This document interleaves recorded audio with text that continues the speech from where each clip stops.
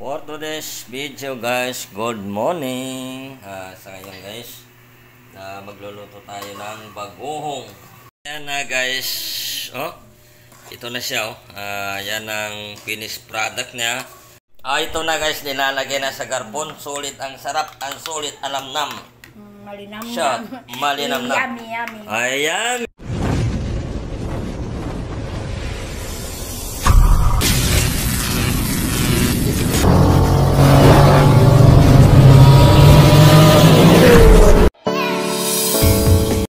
For today's video guys, good morning. Sa ngayon guys, magluluto tayo ng bagoong. Yung bagoong guys, luluto natin ng gata. Ano rin na lang guys, hindi ko na pinapakita sa inyo kung paano ko linalagay yung gata. Pero ito na, hindi na natin naumpisan. Pero ito lang guys, yung gata, ito na yung gata. Pinakuluan ko na, meron sa mga panghalo dyan sa ilalim yung hindi ko alam yung sabihin sa kung ano ba yung panghalo na yun na medyo manghang mga idol. Ang ilalagyan natin dyan ay bagoong. Ayan. Yung bagoong na yan guys, solid, maliliit pa yan guys. Masarap yan yung bagoong na yan. Ayan. Yung bagoong na yan, yun di ba yung sa bote-bote, ito yung dito galing yan, binibili natin yan sa bote-bote lang yan guys. Ang bagong, ito lang po ang ating pong bread ngayon, lulutuin yan, para meron tayong ulam guys. Yan. Bagong yan. Ito po yung sinabi na bagong, masarap yan guys, masarap talagang, solid, masarap yan ng bagong. Ito na guys, kumukulo na yung gata. Dito natin ilalagay yan sa gata. Ang gagawin natin, pakukuloy muna natin to.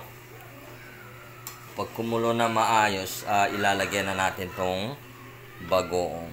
Ayan guys. Ito guys, kanina pa yung kumukulo, pwede na natin ilagay itong bagoong. Marami to.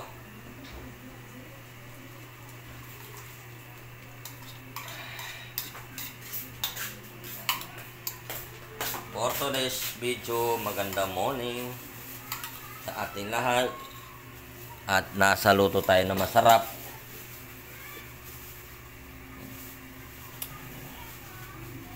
Natamtaman lang ang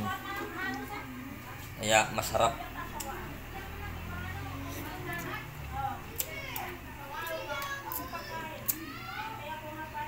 Yan guys.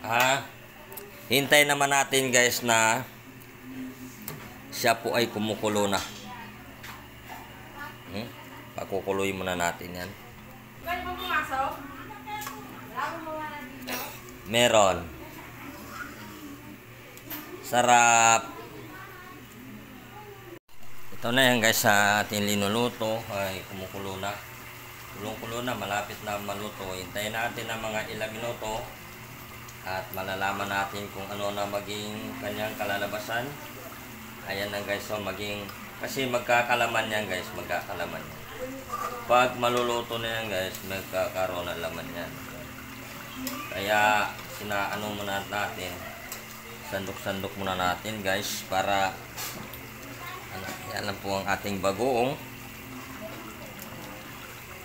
Nakikita nyo lang guys, ay natin. Ayan guys, malapit na maluto, yung kanyang mantika ay humihiwalay na. Nakikita nilang na naging laman na to. Yan ganyan yan guys, pag maluluto yan, na yan, laman na yung gata. Ang ating pong linalagay sa bagoong yan, yung kanyang mantika na naman ay lalabas na yan. Yan. Mga kalahating baso yata lalabas na yung kanyang mantika dyan. Kaya hintayin na natin maluto, mga ilang minuto lang, pwede na yan.